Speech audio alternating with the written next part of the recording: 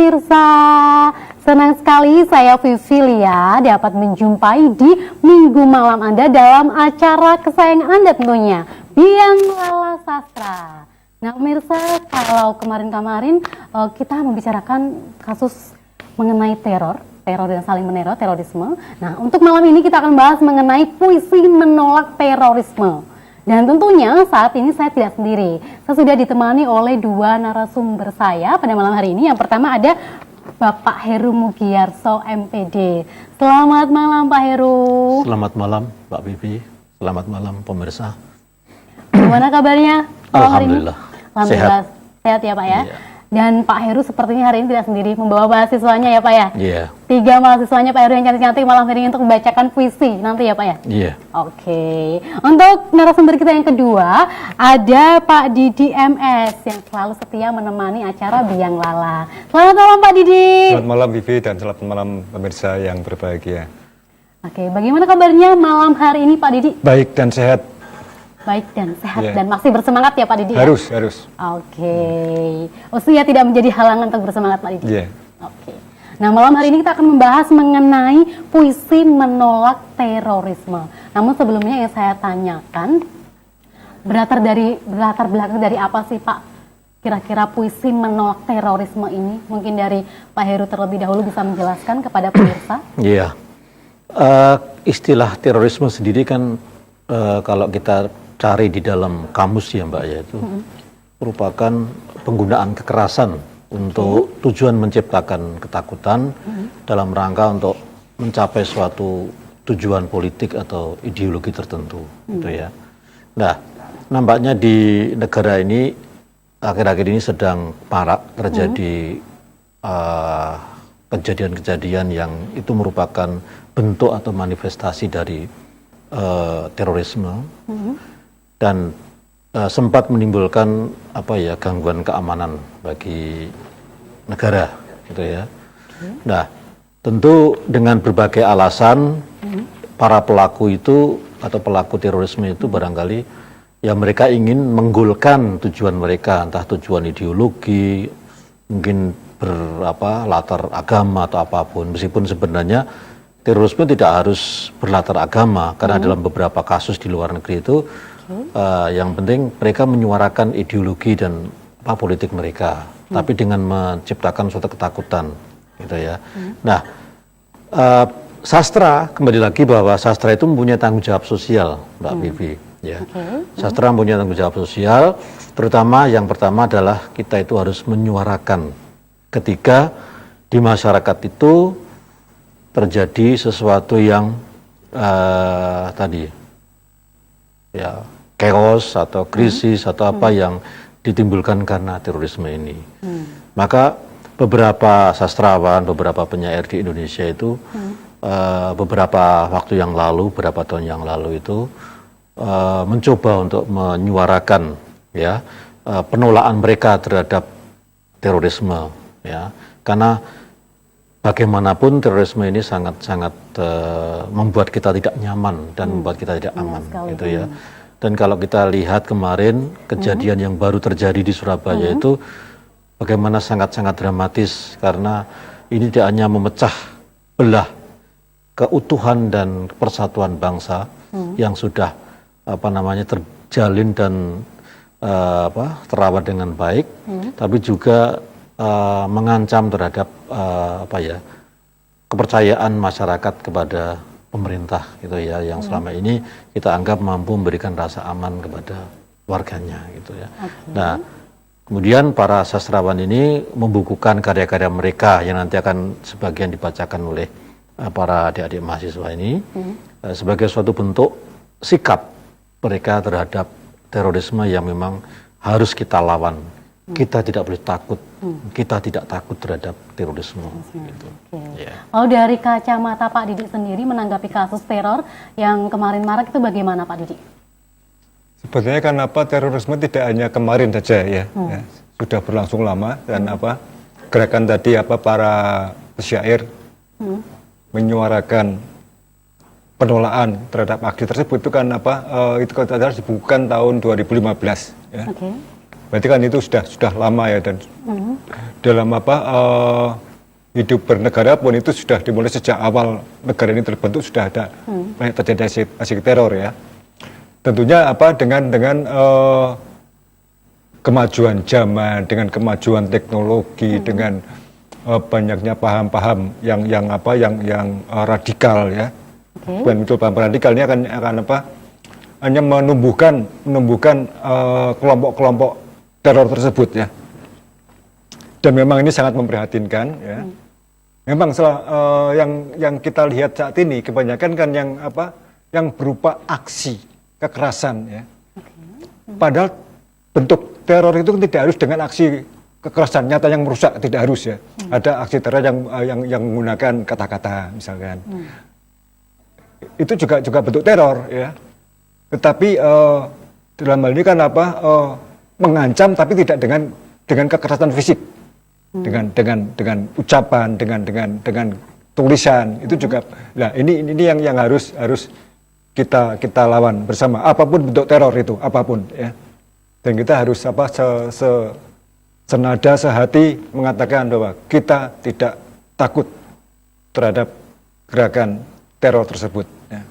Tidak takut terhadap gerakan teror tersebut ya. Harus kita lawan ya. Dan ini terus terang juga dari sikap pemerintah juga sudah cukup tegas ya. Sehingga keadaan menjadi sekarang lebih kondusif ya. Tetapi tentu saja berharap ini bisa berlangsung lama, bisa berlangsung terus ya, lebih baik tidak akan terjadi lagi. Dan dari teman-teman penyair tadi hanya membuat gerakan itu tadi dengan menulis karya sastra yang dalam bentuk puisi yang menyuarakan tadi itu penolakan terhadap aksi terorisme tersebut. Ya. Kira-kira gerakan itu dimulai sejak kapan, Pak? Gerakan adanya para pensyair menulis puisi menolak terorisme ini? Sebetulnya kalau secara pribadi sudah saya baca sudah ada teman-teman yang menulis ya. Tapi gerakan yang betul-betul hanya dibukukan ini Pak Heru komandannya ini. Ini Pak Heru komandannya karena dia pencetus juga dari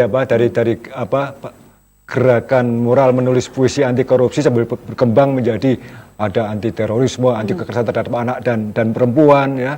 Kemudian ada aksi memo terhadap presiden, itu kan ini kan gerakan perintisnya Mas Heru ini ya. Ya, mungkin Mas Heru yang bisa lebih banyak cerita tentang gerakan ini ya. Kira-kira dari Pak Heru sendiri, ini kan merupakan salah satu perintis puisi menolak terorisme. Nah, itu kira-kira mulai sejak kapan sih Pak merintis puisi menolak terorisme ini Pak, kira-kira Pak? Jadi perlu saya koreksi itu ya, pernyataan Mas Didik tadi. Sebenarnya bukan saya yang, tapi saya ikut di dalam gerakan itu. Jadi mungkin dalam episode yang lalu pernah saya utarakan bahwa dimulai dari puisi menolak korupsi, kemudian akhirnya diikuti dengan rentetan. Tadi misalnya ada gerakan memo terhadap presiden, kemudian memo terhadap wakil rakyat, kemudian muncul berikutnya adalah puisi menolak terorisme. Yang waktu itu kalau tidak salah pada saat momen bom di Sarinah waktu itu, ya bom di Sarinah itu semakin menguatkan kami perlunya bergerak bersama-sama untuk menyuarakan penolakan terhadap terorisme, itu ya. Nah, kemudian terbentuk atau terwujud suatu buku kumpulan puisi yang cukup tebal, di mana ada 199 tidak salah penyair itu yang menulis itu. Lalu launchingnya itu Mbak, launchingnya adalah di tempat kejadian itu, di dekat Tamrin waktu itu. Dan saya kebetulan tidak bisa hadir waktu itu, tapi menurut teman-teman yang hadir waktu itu memang situasinya itu memang agak traumatik gitu ya, karena disitulah kejadian terjadi. Kemudian kita untuk bisa sampai melakukan launching di sana itu izinnya itu betul-betul menembus birokrasi yang rumit sekali. Untung ada beberapa teman yang memiliki hubungan baik dengan kepolisian dan sebagainya, sehingga kita utarakan kepada mereka bahwa maksud kita tidak apa-apa, hanya untuk sebagai peringatan bahwa di sini pernah terjadi suatu aksi terorisme yang memakan korban dan sempat menjadi berita internasional. Lalu di sini pula kita ingin mengenang para korban itu, termasuk salah seorang dari Semarang tidak salah itu, mahasiswa UNES tidak salah ya waktu itu, atau mahasiswa Undip itu, yang luka-luka waktu itu. Ya. Kemudian disitulah kemudian para pejabat yang terkait itu kemudian mendukung untuk launching di Sarinah itu waktu itu. Ya. Oke, sejenak kita beri sejenak karena akan ada pembacaan puisi dari Dwi Astuti yang berjudul Kenapa Harus Begitu Jika Bisa Begini.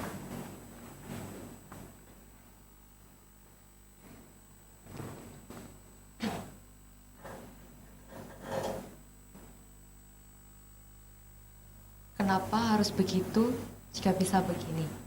Ana Hanisa.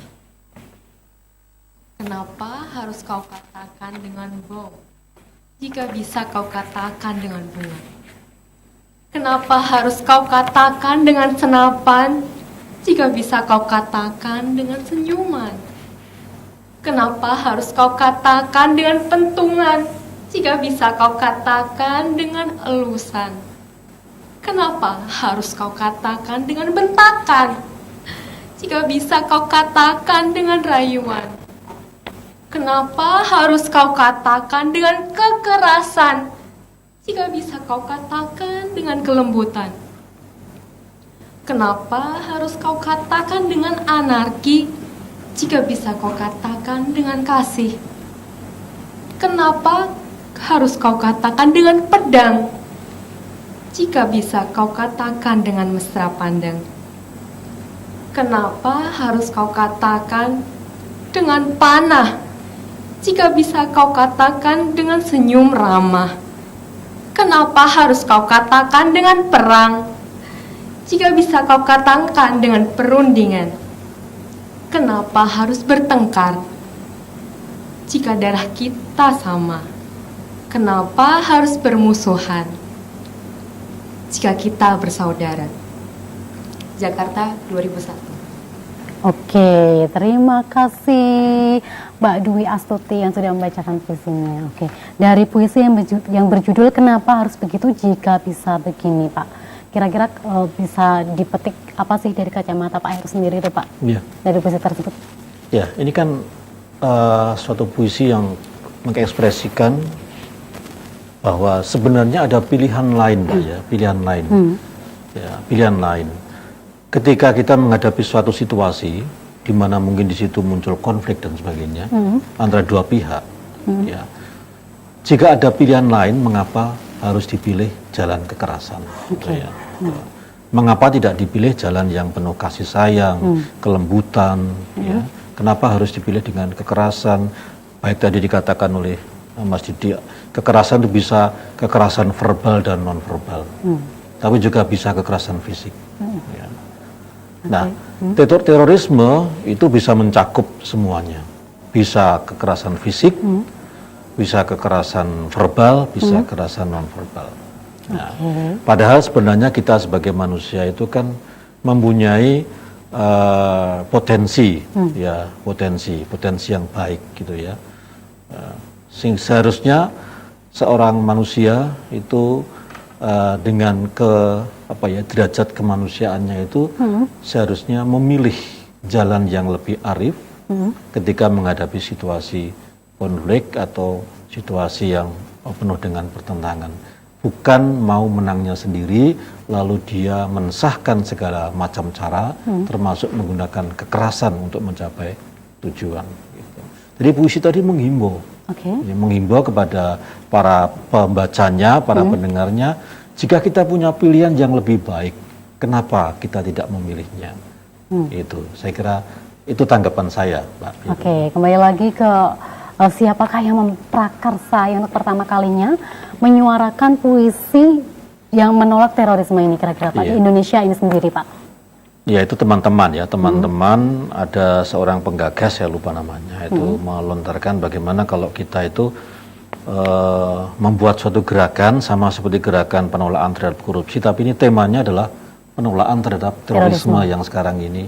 Waktu itu juga sudah marak kan, mulai dari bom Bali, bom kemudian di JW Marriott, akhirnya kemudian di mana Sarinah sampai kemarin di Surabaya gitu ya. Nah ini kan berentetan terus ya dengan penanda-penanda di berbagai tempat gitu ya. Dan korbannya cukup banyak termasuk yang di Bali itu ya, Bang Bali itu. Nah ini. Ya. Oke. Lalu dari Pak Didi sendiri, apakah ada komunitas tersendiri Pak mengenai puisi menolak terorisme ini Pak? Ya tadi itu ya Pak, yang setahu saya baru apa gerakan yang apa, jadi apa kelompoknya Mas Heru ini ya, jadi yang dari awalnya tadi apa menolak korupsi ya, itu akhirnya ada beberapa apa penulis akhirnya mereka saling memberikan usulan kepada apa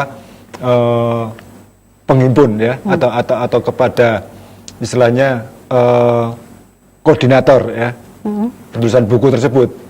Memberikan ide apa bagaimana kalau sekarang topiknya ini lah itu. Nah, ini setahu saya baru kelompok ini yang ada ya. Jadi kelompok lain belum ada ya. Oke, kira-kira dari kacamata sastrawan sendiri, seberapa besar sih kepercayaan terhadap puisi, bahwa puisi ini tuh bisa mempengaruhi oleh mereka yang melakukan aksi teror kira-kira Pak? Sebetulnya yang kita tujukan bukan pelakunya ya, tetapi bagaimana yang kita sasar adalah masyarakat secara umum yang apa mengalami trauma akibat aksi teror tersebut. Nah, mari kita bergerak untuk melawan ini kan gitu. Jadi apa apapun dengan cara apapun kita harus menolak aksi terorisme ya. Dengan cara apapun dari segala masyarakat, khususnya masyarakat Indonesia ya. Jadi kelompok gerakan moral ini misalnya menumbuhkan apa semangat, memberikan apa bahasa kerennya trigger ya, agar rakyat tidak takut, masyarakat tidak takut akan apa hal seperti ini. Kita harus tetap melawan apapun yang mereka lakukan. Ya. Lalu bagaimana cara untuk mempercayakan bahwa kita tuh jangan takut terhadap terorisme, itu kira-kira bagaimana dari Pak Heru mungkin? Ya, kita harus mensugesti, Mbak, memberikan sugesti kepada seluruh warga bahwa kita jangan kalah dengan para teroris itu. Kita tidak boleh takut. Ya. Sebenarnya apa ya, kata-kata kita tidak takut itu kan merupakan sugesti, ya. Sugesti kepada seluruh warga agar ketika kita menghadapi teror itu jangan sekali-kali kita takut. Kalau kita takut berarti kita kalah. Dalam posisi yang kalah. Oke, lalu untuk ada perbedaan nggak sih Pak antara puisi yang biasanya dengan puisi menolak terorisme ini Pak? Mungkin dari diksinya atau mungkin gaya bahasanya atau bagaimana Pak? Ya jelas beda, karena ini puisi-puisi yang lebih menggelurakan gitu ya. Jadi mungkin diksi-diksi yang dipilih mungkin lebih lugas gitu ya, tidak bersayap bahasanya. Oke, kita beri sejenak Bapak, nanti kita akan lanjutkan kembali. Baik pemirsa, jangan kemana-mana, tetap di Biang Lala Sastra.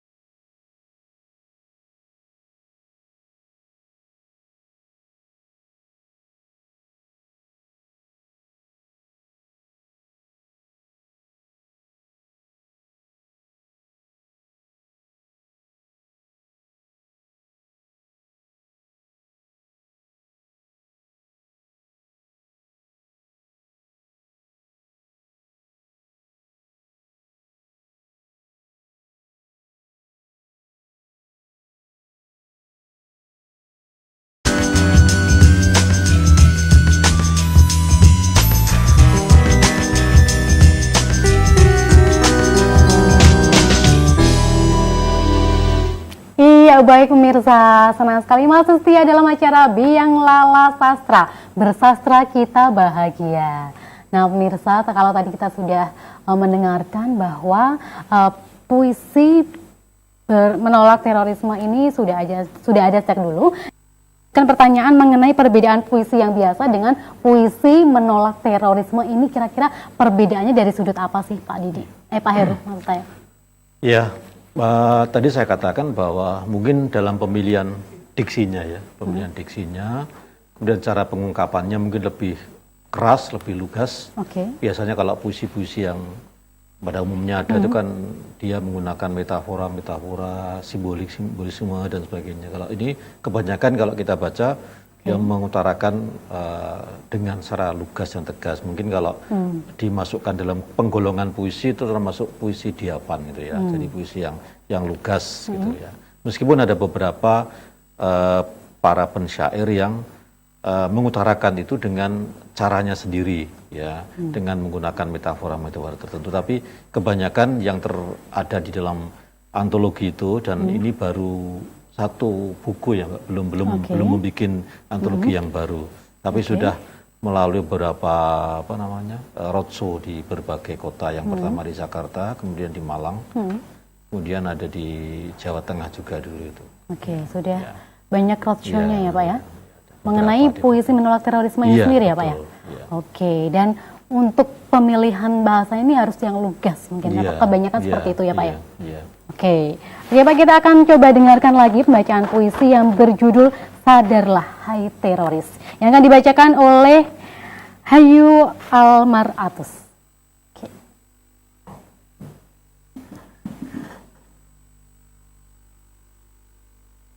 Sadarlah Hai Teroris, S.A. Susilowati. Terbuat dari apakah hatimu? Duri, besi, atau batu? Sorot kedua matamu dingin bagai hantu. Kau bunuh bangsamu, saudaramu, tanpa ampun, tanpa babibu. Puaskah kau lihat tubuh-tubuh bersimbah darah, bergelimpangan di atas tanah? Kau tak peduli orang-orang sekelilingmu marah, bukannya segera menyerah. Bahkan kau semakin naik darah, makin membabi buta, luapkan amarah. Itukah jihad menurut agamamu? Agama mana yang ajarkan itu? Sungguh engkau tertipu. Otakmu tercuci ilmu yang keliru.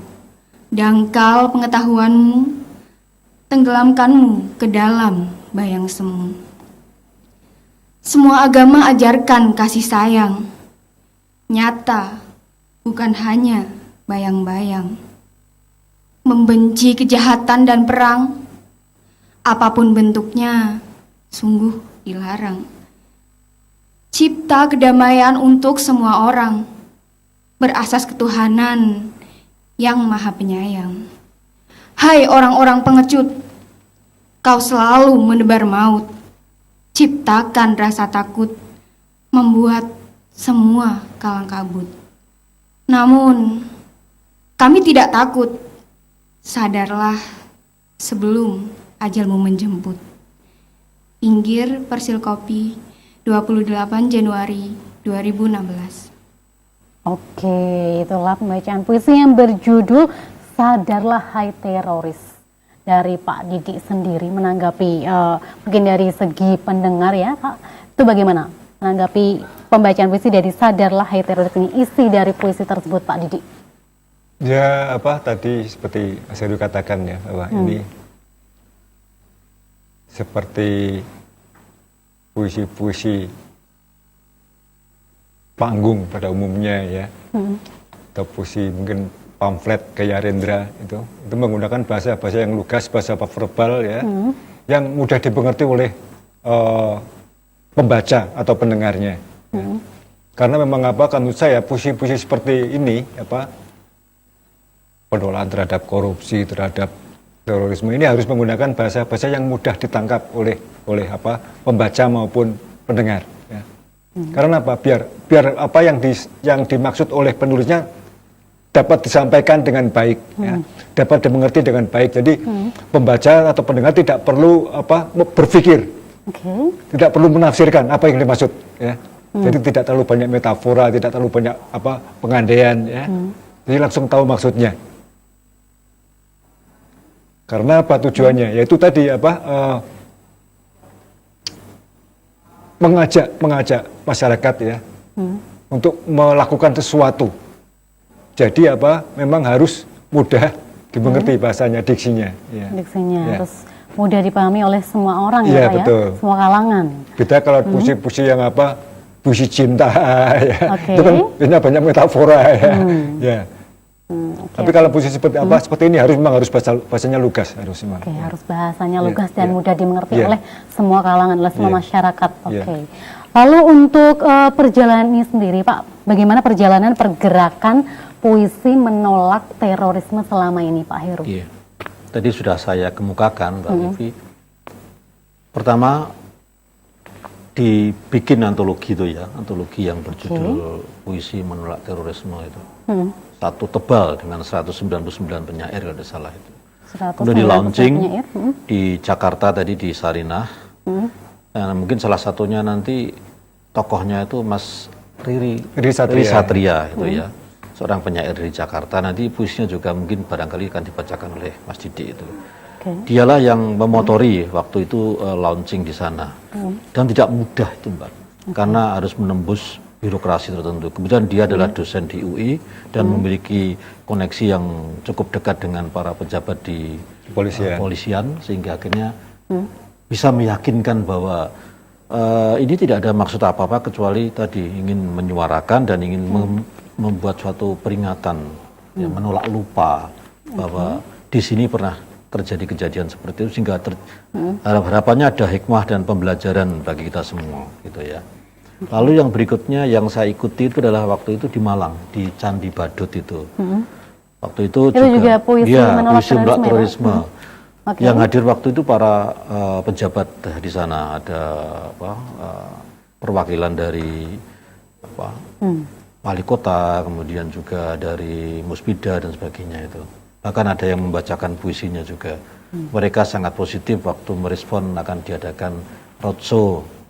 Dan yang luar biasa itu betul-betul pentasnya itu bersetting Candi Badut itu ya. Jadi dengan menggunakan lighting yang bagus, ya betul-betul dilakukan secara profesional waktu itu.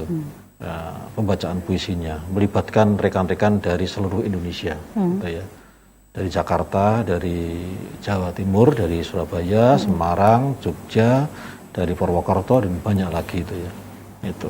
Kemudian berikutnya kalau salah itu juga dilakukan di daerah Banyumas itu pernah itu ya. Nah sampai sekarang ini belum ada kelanjutan, barangkali karena ada momen kemarin itu ya, mungkin teman-teman akan tergugah kembali untuk melanjutkan proses ini, bahwa kita tidak bosan-bosannya untuk menyuarakan dan menyuarakan penolakan terhadap terorisme itu. Menyuarakan sekaligus bersastra, berkarya ya Pak ya. Iya. Oke, lalu adakah kejadian yang mungkin sangat berkesan dari perjalanan tersebut Pak? Dari Pak Heru sendiri, yang paling berkesan kira-kira Pak? Kalau menurut teman ini ya, cerita dari tadi yang launching di Jakarta itu betul-betul mereka bisa bisa menghayati bagaimana kejadian itu, karena launchingnya itu di lokasi dekat lokasi Sarinah waktu itu, dan masih belum masih belum tertata kembali ya bekas-bekas itu ya, itu. Sehingga menurut teman-teman betul-betul membuat mereka itu bisa menghayati kejadian itu ya. Dan sambutan dari pihak-pihak di sana termasuk kepolisian juga bagus, karena ini ada unsur pembelajaran bagi masyarakat gitu ya. Nah, saya kira itu yang bisa saya sampaikan ya, tentang masalah proses perjalanan dari gerakan ini. Proses perjalanan. Nah, untuk Pak Didi sendiri, apakah selama ini juga mengikuti proses pergerakan ini, Pak? dari Pak? Saya hanya mengikut dari cerita teman-teman dan dari medsos saja ya. Jadi saya tidak terlibat dalam berbagai antologi mulai dari yang menolak korupsi sampai yang anti terorisme. Itu saya nggak ikut sama sekali ya. Saya hanya mengikuti pergerakan teman-teman ini melalui media sosial saja. Ya.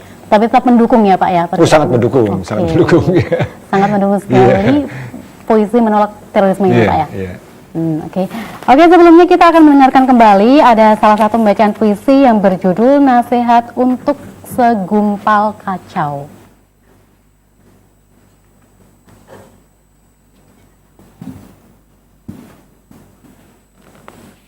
Nasihat untuk Segumpal Kacau. Karya Ait Suyitno, PS.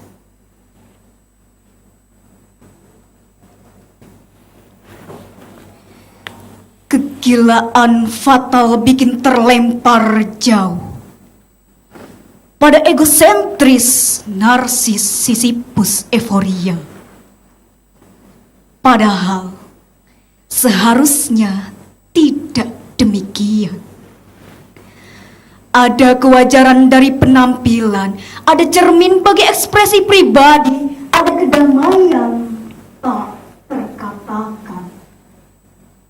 Ada rem untuk unjuk kekuatan, ada klep bicara kebenaran, ada malu ungkap kemunafikan. Ada rasa menghargai kebersamaan, ada pikir membenahi kerusakan. Dirimu adalah dirimu, bukan orang lain. Dirimu tetap saja bagian dari habitatmu. Dibentang rambu ditata aturan, disempurna agama, hakikat kehidupan. 2013. Oke, dari saya mendengar puisi yang berjudul Nasihat untuk Segumpal Kacau, lagi-lagi bahwa terorisme itu, teror, selalu dikaitkan dengan agama. Nah, dari sisi ini menurut kacamata Pak Heru sendiri bagaimana Pak? Kenapa selalu dikaitkan dengan agama dan agama? Ya, sebenarnya kan kembali lagi kalau kita kaitkan terorisme kan akarnya pada radikalisme kalau di agama ya. Jadi sebenarnya agama apapun itu potensial untuk memunculkan radikalisme. Ya. Nah, ini mungkin bisa disebabkan karena kefanatikan yang melebihi batas atau juga barangkali pemahaman yang keliru terhadap keyakinan atau dogma-dogma agama itu. Gitu ya. Apalagi kemudian maaf, ini para pelaku teroris ini sampai kemudian di brainwashing ya, dicuci otaknya sehingga dia melakukan itu kadang-kadang di luar kesadarannya, gitu ya. Nah, ini yang sebenarnya merupakan keprihatinan kita karena dari hasil penelitian Mbak Vivi itu di perguruan tinggi kita itu sudah terpapar namanya radikalisme itu. Terutama melalui kegiatan-kegiatan keagamaan. Ini yang pernah dilakukan oleh Wahid Institute menurut laporan dari Mbak Yeni Wahid putranya Gus Dur itu. Ini kan mengkhawatirkan kalau tidak segera untuk direspon bagaimana anak-anak muda ini sudah mulai terpapar dengan gerakan-gerakan tadi ya, radikalisme dan intoleransi ini. Ya, tentu kembali lagi bahwa pendidikan ini memegang peranan penting, entah itu pendidikan dikemas dalam pendidikan agama atau pendidikan yang terkait dengan ideologi kita, ya, Pancasila. Karena bagaimanapun Pancasila ini merupakan suatu filosofi dan filsafat yang tidak bisa ditawar-tawar lagi. Ya, karena inilah yang merekatkan bangsa Indonesia yang memang memiliki karakter yang multikultural dan berbagai latar belakang. Gitu ya. Padahal dalam agama apapun tidak mengajarkan untuk seperti ini ya Pak ya? Ya, agama pun mengajarkan, pasti mengajarkan cinta kasih, tetapi pelakunya kadang-kadang itu yang mengalami salah. Deviasi, ya, penyimpangan itu. Oke, kita kembali ke pergerakan perjalanan ini Pak. Dari perjalanan pergerakan puisi menolak terorisme ini Pak, untuk prospek ke depannya itu akan seperti apa sih Pak? Ya, kalau saya melihat bahwa ke depan itu ya kita maunya sih kalau bisa ya terorisme berhenti sampai di sini, jangan diulangi lagi. Tetapi kalau tidak ada kewaspadaan, gitu ya, pasti akan terjadi hal yang sama. Karena apa? Dulu ketika bom Bali kita mengatakan sudah cukup sampai di sini, berhenti, nggak ada terorisme. Tapi muncul kemudian bom di Jakarta itu. Bom Bali 2 dulu, yang kedua dulu. Ya, bom Bali kedua. Kemudian di Marriott itu ya. Kemudian Sarinah, kemudian Surabaya, terus terjadi berulang-ulang gitu ya. Nah, tentu di sini kita tidak bisa melepaskan diri dari apa ya, sinergi. Memang kami para penulis, para pegiat sastra, para pensyair itu tidak mempunyai kekuatan apa-apa. Senjata kami hanya kata-kata ya, Pak Mas Didi ya, hanya kata-kata. Tapi di sini tentu harus ada tadi pembagian atau pembagian wilayah, misalnya saja untuk penindakan tentu bagi yang berkepentingan di sini adalah pemerintah dengan aparatnya gitu ya.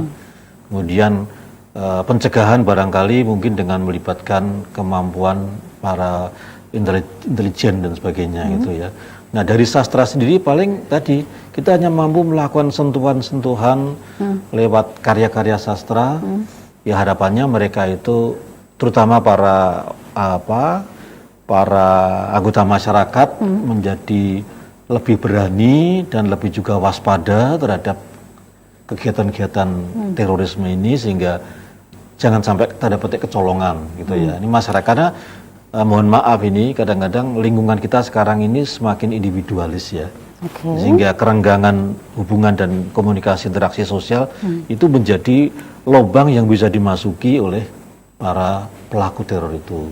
Sebagai contoh misalnya di daerah Jakarta itu para pelaku itu kadang-kadang tidak terdeteksi, dia tinggal di dalam perumahan yang kadang-kadang perumahan itu tidak begitu ketat di dalam mengontrol warganya.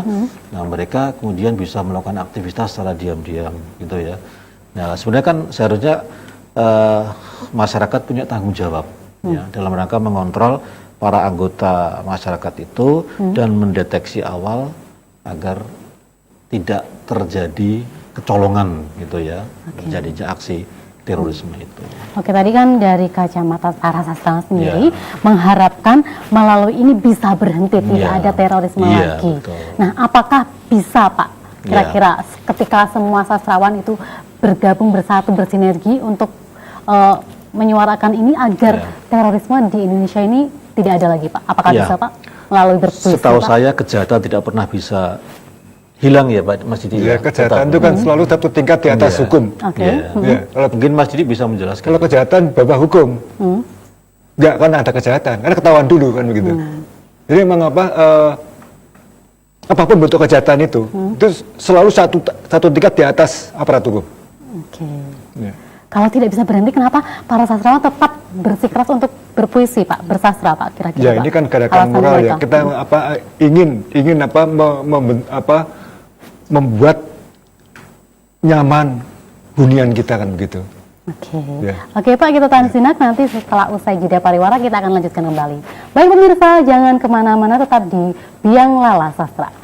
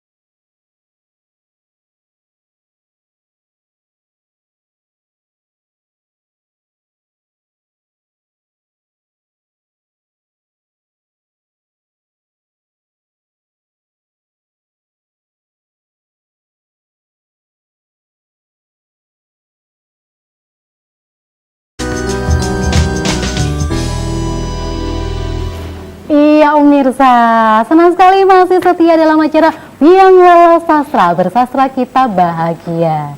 Nah pemirsa, kita akan lanjutkan perbincangan kita kembali dengan dua narasumber kita pada malam hari ini. Baik Pak, kenapa sih Pak kalau tadi itu terorisme tidak bisa berhenti, kenapa para sastrawan itu terus melakukan gerakan ini Pak? Kira-kira apa yang menjadi dasar alasan para sastrawan untuk menulis puisi menolak terorisme? Iya, ya minimal ada dua alasan ya Pak. Yang pertama adalah mari kita bandingkan dengan polisi dan kejahatan. Okay. Polisi itu ada ketika dulu ada kejahatan kan. Pertanyaannya adalah sampai sekarang apakah kejahatan itu berhenti atau tidak? Oke, sampai sekarang tidak berhenti ya Pak ya? Berhenti ya. Tapi saja apakah ya, lalu kegiatan? kemudian polisi ditiadakan kan tidak? Ya, tadi dikatakan bahwa oleh Mas Didi, kadang-kadang kejahatan dengan polisi itu saling bersaing gitu ya.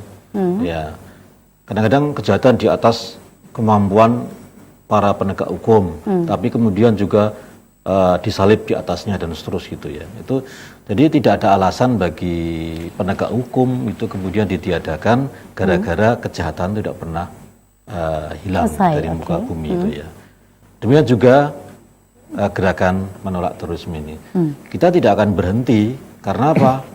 Ya karena pertama itu ada panggilan dari panggilan nurani kita bahwa ketika melihat kemanusiaan di muka bumi ini sudah dirobek-robek demikian rupa, banyak korban yang tidak bersalah menjadi apa ya korban dari aksi terorisme yang tidak berkemanusiaan dan saya katakan memang tidak beradab gitu ya. Ya, kalau seperti kasus di Surabaya kemarin kan bahkan ada seorang warga gereja itu di Katolik, ya, gereja Katolik itu ya, itu sampai dia menjadi martir, menjadi seorang, kalau dalam Islam namanya mati syahid ya, karena dia itu menghadang dua orang berboncengan bawa bom itu ya. Coba bayangkan kalau misalnya saja dia tidak menghadang itu, berapa korban yang akan jatuh gitu ya, dan dia kemudian menjadi martir itu ya, menjadi syuhada itu ya, luar biasa itu. Nah, yang kedua adalah saya ingin menceritakan sedikit tentang ya suatu fabel gitu ya, dongeng tentang hewan. Ya konon di suatu hutan itu terjadi kebakaran ini Mbak ya, terjadi kebakaran. Nah, di sana itu ada gajah, gajahnya malah lari ketakutan. Harimaunya juga ngibrit gitu ya. Ya kemudian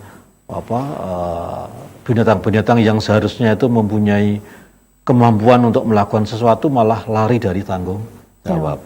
Nah di sana ada seekor burung kecil namanya burung kolibri gitu ya. Burung kolibri itu kecil. Ya, waktu melihat kebakaran di hutan itu apa yang dia lakukan? Yang dia lakukan itu dia hanya mengambil mencari air kemudian dipatok kemudian dibawa diteteskan di api. Begitu terus sampai si gajah itu bertanya pada burung, hei burung kolibri, apakah mampu kamu itu dengan apa yang kamu lakukan itu memadamkan kebakaran di hutan? Ya, kemudian si burung kolibri itu menjawab dengan sederhana. Yang penting aku sudah melakukan tugas dan kewajibanku. Gitu. Nah, di sini dalam konteks kami para penulis sastra ini, ya sudah jawabannya adalah kami melakukan sesuai dengan apa yang bisa kami lakukan. Itulah tanggung jawab kami. Tentang hasilnya ya kita serahkan. Sebab penanggulangan terorisme itu tidak hanya bisa dilakukan oleh satu dua pihak, tapi semua harus bersinergi di dalam melakukan suatu gerakan melawan terorisme. Oke, jadi semua harus bersinergi menjadi satu ya tapi Pak ya. Bagi kami sebagai pegiat itu, kita seperti burung kolibri, yang penting melakukan sesuatu. Tentang hasilnya kita kembalikan kepada yang di atas kan. Ya. Tapi jangan kita berdiam diri ketika melihat sesuatu situasi atau keadaan yang menuntut kita itu berbuat sesuatu, melakukan aksi sesuatu. Tetap menyuarakan demi kebaikan ya Pak ya. Kebaikan dan kebenaran. Kebaikan dan juga kebenaran. Nah ini sepertinya akan ada pembacaan puisi dari Pak Didi nih yang berjudul Halusinasi Teroris. Ya, sebelum saya bacakan, saya ingin bercerita sedikit bahwa ini puisi ini adalah karya Mas Heri Satria. dosen di Universitas Indonesia, calon doktor ya. Dia dosen IT tapi senang berpuisi ya. Sehingga pada waktu peluncuran atau launching antologi puisi menolak terorisme, dia ditunjuk sebagai koordinator peluncuran tersebut. Dan karena dia memang ada akses ke beberapa pihak yang bisa memberi izin waktu dia mempunyai ide untuk mengadakannya di Sarinah. Kemudian terus terang cerita pada saya waktu ketemu, dia terus terang khawatir ya dengan pilihan lokasi itu, karena itu lokasi kejadian ya. Jadi betul-betul sebelum mulai dia terus terang tegang katanya karena memang ada kekhawatiran akan ada gangguan ya. Tapi dia nekat terus dan percaya kepada aparat keamanan untuk mengamankan acara tersebut ya. Dan dia juga sangat aktif berkeliling untuk mengikuti roadshow dari menolak korupsi sampai menolak aksi terorisme tersebut. Dan di sini dia tadi mengirimkan puisinya yang juga sudah dimuat di dalam antologi puisi menolak terorisme. Judulnya Halusinasi Teroris, Riri Satria. Sosok mata menatap tajam, menyala-nyala menatap lurus kiri dan kanan, membidik sasaran di jalanan. Dar der dor, senjata di tangan menyalak. 1-2 tubuh jatuh bersimbah darah di jalanan. Dar der dor, lagi peluru bersarang di tubuh yang berkelimpangan. Terdengar teriakan dan jeritan. Bagimu ini perjuangan melawan kebatilan dunia, melawan ketidakadilan sosial, melawan penindasan ekonomi, melawan kecurangan politik. Pikiranmu sudah dirasuki setan, otakmu sudah dicuci kegelapan, hanya tinggal halusinasi. Bukan dengan jalanmu kebenaran ditegakkan, bukan dengan jalanmu keadilan diwujudkan, bukan dengan jalanmu kesejahteraan ditingkatkan. Halusinasimu mengatakan perjuangan.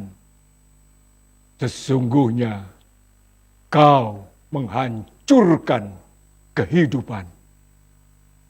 Cibubur 16 Januari 2015, Riri Satria. Biasa sekali Pak Didi. Halusinasi teroris, benar ya Pak ya? Ya karena tadi kenapa dikatakan ya, bukan hanya Mas Heru tapi banyak ahli mengatakan bahwa para teroris ini sudah dicuci otaknya oleh pimpinannya ya, sehingga mereka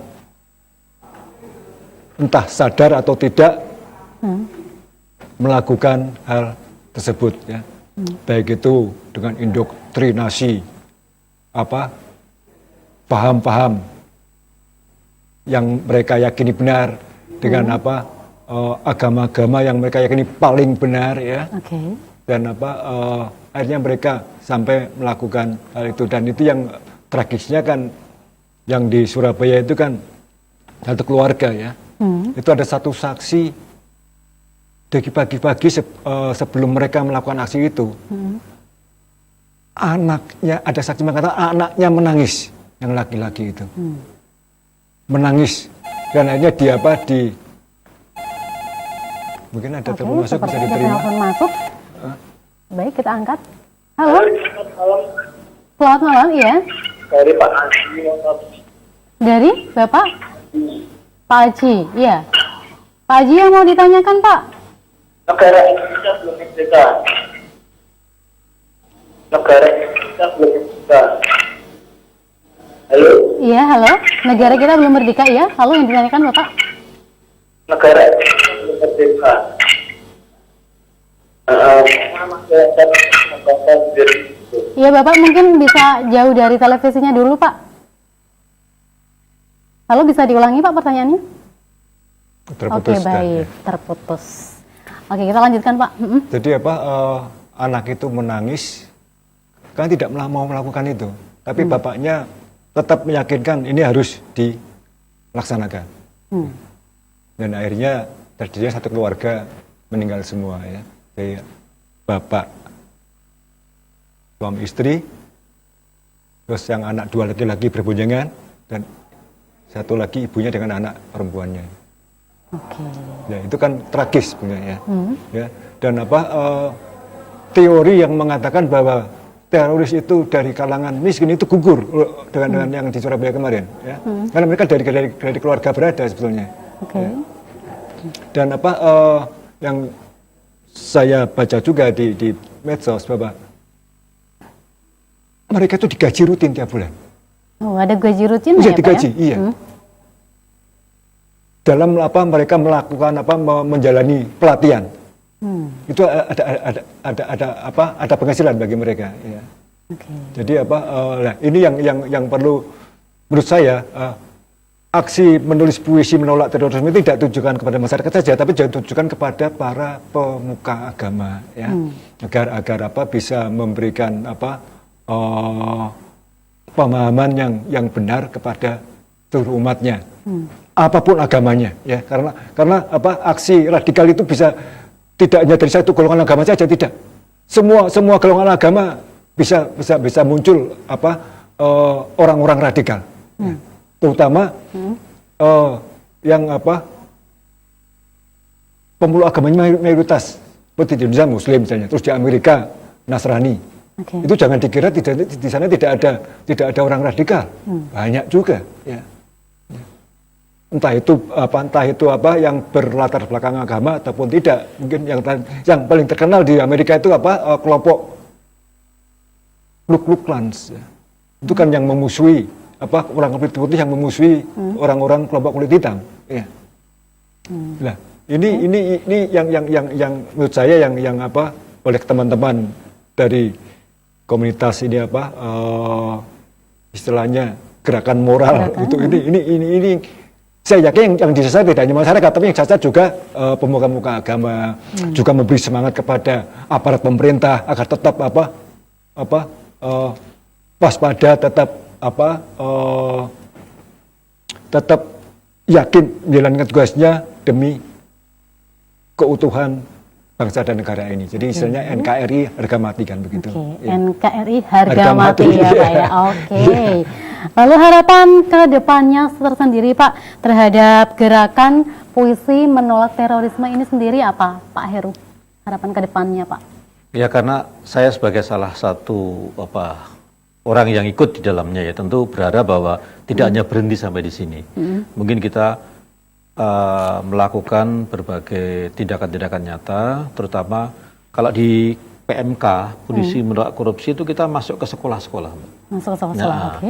Tapi kalau yang di gerakan puisi menolak terorisme itu belum sampai masuk ke sekolah, ya.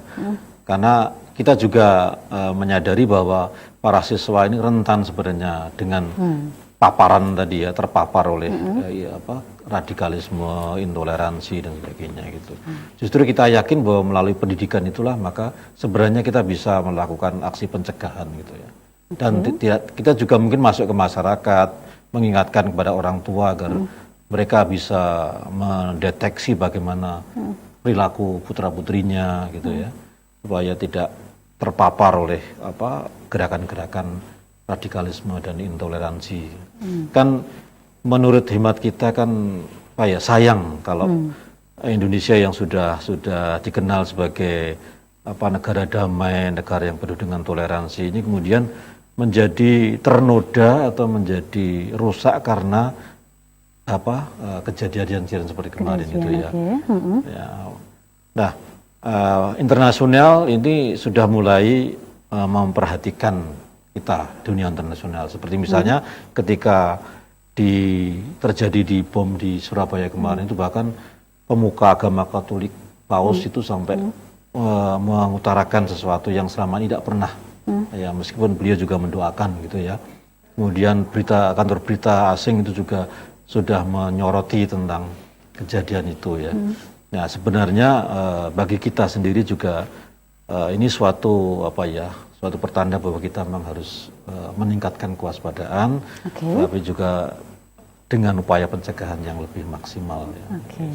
Kalau dari kacamata Pak Didi sendiri, Pak, harapan kedepannya apa, Pak? Singkat saja. Harapan saya jangan ada lagi istilahnya menulis tema seperti itu. Karena sebab saya ingin hilang gitu, ya tidak ada lagi. Kita tulis puisi lagi, puisi yang enak-enak aja lah, puisi cinta, puisi tentang Allah. Yang romantis ya, Pak, ya. Jangan sampai ada lagi lah. Itu harapannya. Ya. Harapan kedepannya. Tapi nampaknya itu tidak mungkin kan gitu. Ya. Tentu saja yang baik-baik dan tetap memberikan dukungan kepada gerakan puisi menolak terorisme ya, Pak Didi. Pasti. Ya. Tidak terasa sekali waktu kita sudah habis sampai di sini, Pak Didi dan Pak Heru. Senang sekali dan terima kasih atas kesempatannya. Semoga ini bisa bermanfaat untuk pemirsa yang ada di rumah. Baik pemirsa, saya pamit undur diri. Terima kasih dan sampai jumpa. Terima kasih Pak atas kesempatannya. Semoga bermanfaat untuk pemirsa yang ada di rumah.